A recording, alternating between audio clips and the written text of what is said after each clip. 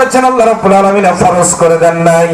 আমার তিনি ভাইরা, কিন্তু যখনই তিনি মদিনায় গেলেন ঠিক তখনই একটি রাষ্ট্রের তিনি প্রেসিডেন্ট হলেন, ছোট্ট মদিনার রাষ্ট্রের তিনি প্রেসিডেন্ট হয়ে গেলেন। আল্লাহ রাব্বুল আলামিন তখনই সূরা হজের 41 নম্বর আয়াতে কারিমাটা নাজিল করে দিয়ে আল্লাহ রাব্বুল আলামিন বলছেন, আল্লাযীনা ইম্মাক্কান্নাহুম ফিল আরদি আকামুস সালাহ। চিৎকার দিয়ে বলেন আল্লাহু আকবার। আল্লাহ পাক বলছেন, ওগো আমার হাবিব, আপনি এখন মদিনা রাষ্ট্রের প্রেসিডেন্ট, আপনার হাতে এখন ক্ষমতা, আপনার হাতে এখন প্রশাসন, আপনার হাতে এখন সমস্ত ক্ষমতা। সুতরাং আপনি এবার 4টা কাজ করবেন।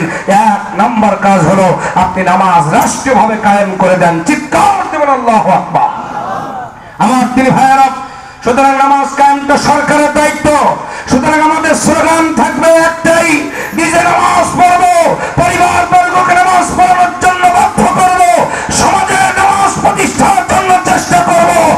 আগামী নির্বাচনে বাংলার রাষ্ট্র ক্ষমতায় যারা নামাজটাকে প্রতিষ্ঠিত করতে চায় তাদেরকে ভোট দিয়া আগামী নির্বাচনে রাষ্ট্র ক্ষমতায় পাঠাবো।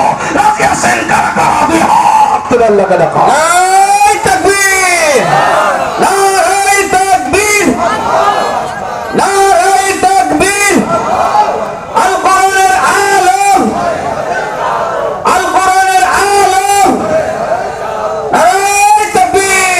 আমার তিনি ভাইরা, বিগত 54টি বছর বাংলাদেশ স্বাধীন হয়েছে।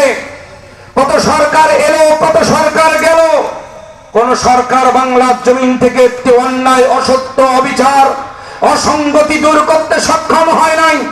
বরঞ্চ গোটা সমাজে অশান্তির আগুন দাও দাও করে জ্বালিয়ে গোটা সমাজটাকে জ্বালিয়ে পুড়িয়ে ছারখার করে দিয়েছে। কথা বলেন ঠিক না ঠিক?